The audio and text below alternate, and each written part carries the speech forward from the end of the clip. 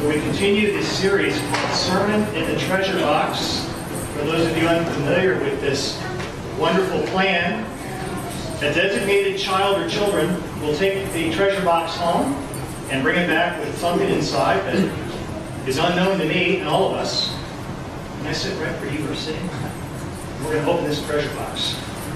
Now last week you said you knew exactly what you were going to put in it, didn't you? And you're nodding, so you stayed with that plan. Your confidence alarmed me. And I told the congregation, please come back to see what's in here, and here you are. So we're going to open the treasure box.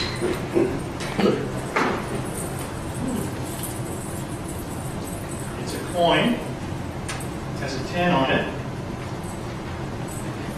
It is from Costa Rica.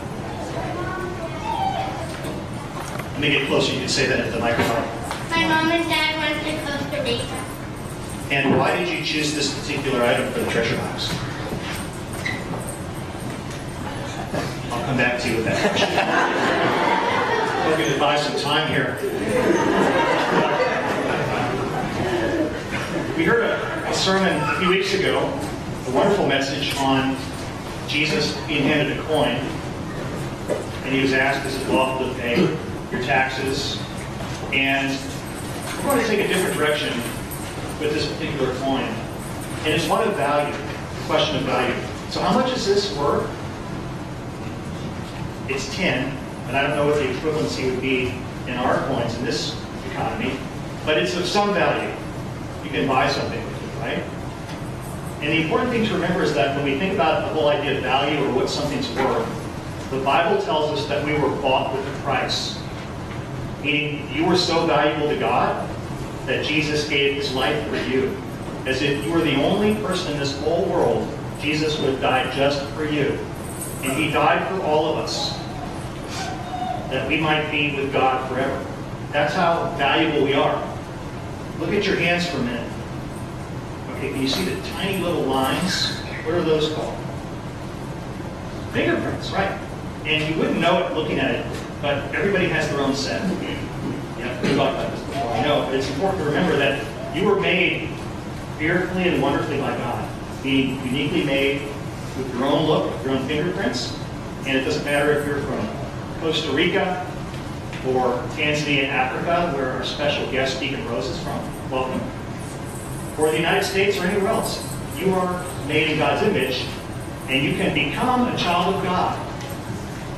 How do we become a child of God? In the way that the Bible defines a child of God? David, I think you want to say something. Go to church. Go to church is not how you become a child of God, but it's a way you reflect that you are a child of God. Or perhaps you're seeking to become a child of God. The Bible says, to all who received him, who believed in his name, he gave power to become children of God. So by receiving Jesus, by honoring his name, by loving him because he first loved you, you become a child of God. Now, let's talk about how this actually works. Mary, could you please hand me that stool behind you? We just sang a wonderful praise song where we used the word trust. Trust.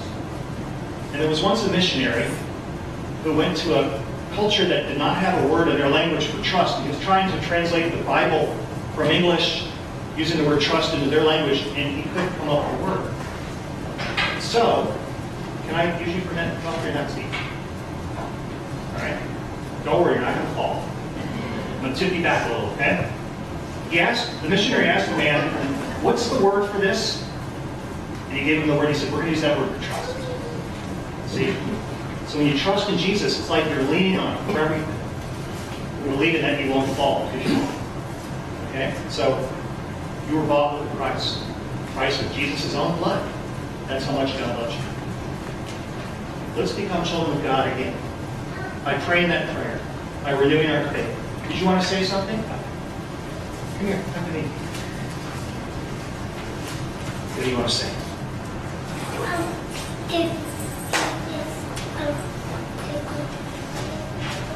Your mom's over there. She brought you to church because she believes you're a child of God.